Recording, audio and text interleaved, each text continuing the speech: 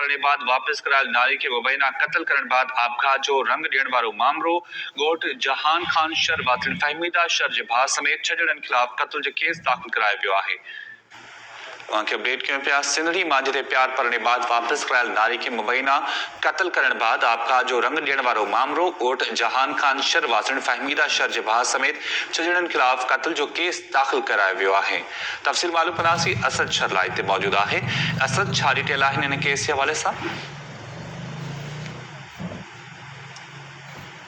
ॻोठ जहान खान शर जी रवासण हुई फहमीदा जंहिं घरां निकिरी ऐं ग़ुलाम कादिर शर सां जेको आहे पसंदि जो परणो कयो हो, जेका 15 ॾींहं अॻु जेको आहे राजूनी तौर ते वापसि कराई वई हुई, जंहिंजे बारे में इहो आहे त मुबैना तौरु हुनखे क़त्ल करे ऐं हुनखे ख़ुदकुशी जो रंग ॾिनो वियो हो त हिन जेको आहे ख़ुदकुशी कई आहे। जंहिंजा जेके आहिनि से पंहिंजी जान जे ख़तरे वारा वीडियोज़ जेके आहिनि से वायरल थियण खां पोइ सिंधड़ी थाणे ते SHO शाहजहान लाशारीअ जी फरियाद ते जेको आहे शर बिरादरीअ जे मौजूद करीम बश्क शर समेत जेको आहे केस जो मुख्य जवाबदार ग़ुलामो शर ऐं नज़ीर शर, इसाक शर ऐं मोलाबश शर समेत जेको आहे 8 ॼणनि ते क़त्ल जो केस ऐं कारी करे मारण ऐं खून खे लिकाइण समेत जेको आहे ॿिया कलम हणी ऐं उहो जेको आहे केस दाख़िल कयो वियो आहे। गुनाह नंबर 34 तहत जेको आहे कलम 302,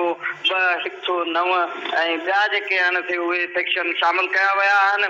ऐं पुलिस ज़रियनि खां इहो मालूम थियो आहे त ग़ुलामो शर ऐं इस्माइल ऐं मोलाबक शर जेके आहिनि से उन समेत 3 ॼणा गिरफ़्तार पिण कया विया आहिनि।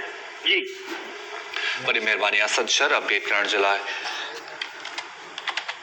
लाड़काणो मां जिते पुलिस मोबाइल